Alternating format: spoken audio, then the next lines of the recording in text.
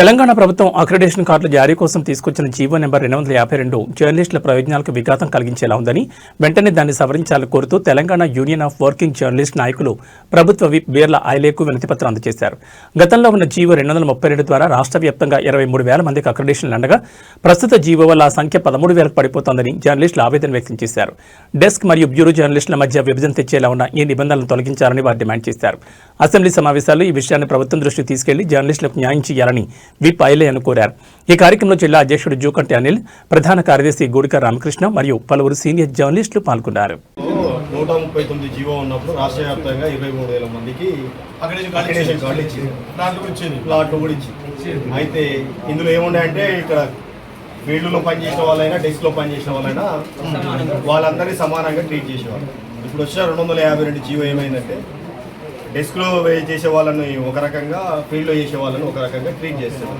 అయితే ఇద్దరి మధ్యన విభజన రేఖలు తీసుకొచ్చి ఇది ఒక వివక్ష క్రియేట్ చేస్తున్నారు అనేటువంటిది మధ్యన ఐక్యత భగ్నమవుతుంది అనే కోణంలో ఆ జీవోని సవరించి పాతది ఎట్లుందో అట్లా ఇస్తే సమానంగా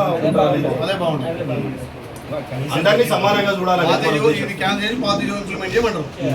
పాత జీవోని సవరిస్తే చాలు. మరి పాత జీవోని ఇంప్లిమెంటేషన్ ఇందులో అందరూ సమానమే. జర్నలిస్ట్ అంటే జర్నలిస్టే అంతే, ఇటు చిన్న పెద్ద అనేది లేదు. ఇప్పుడు ఏం చేశారంటే మండల్ రిపోర్టర్కి ఒకటి, జిల్లా స్టాఫర్కి ఒకటి, ఎడిటర్కి ఒకటి, అట్లా విభజన రేఖలు సృష్టించారు.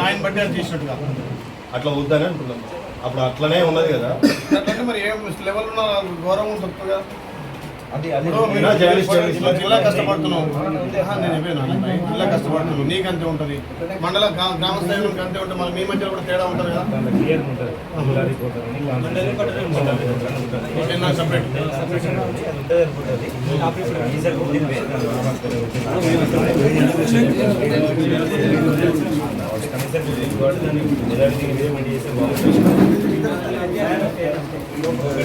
అందరికి ఇట్లనే ఉండేది కాడు.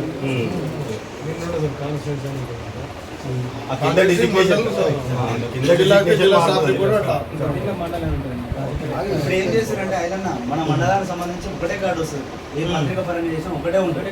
అంతకుముందు గుట్ట పైన చేసేవాళ్ళు గుట్ట మీద ఉండే, రూరల్ చేసేవాళ్ళు రూరల్ ఉండే, టౌన్ చేసేవాళ్ళు టౌన్ ఉండే. అందరి పొత్తులు ఒక్కరి వ్యక్తికి వస్తాయి. కాన్సెన్స్ 2 లెక్క చేస్తారు. అట్లా ఇబ్బంది ఇట్లా ఇబ్బంది. 8 మండలాలు ఉన్నాయి, 8 మండలాలు ఉన్నాయి. 8 మండలాలకు 8 మందికి ఇచ్చి అప్పుడు గతంలో. ఇప్పుడు నియోజకవర్గానికి 2 వస్తాయి. అందుకే 13,000 కోల్పోయేది అట్లనే. గౌరవం ఉండదు, కాళ్ళు లేకపోతే గౌరవం ఉండదు. జర్నలిస్ట్ అని చెప్పుకోవచ్చు. నేను మాట్లాడుతున్నాను.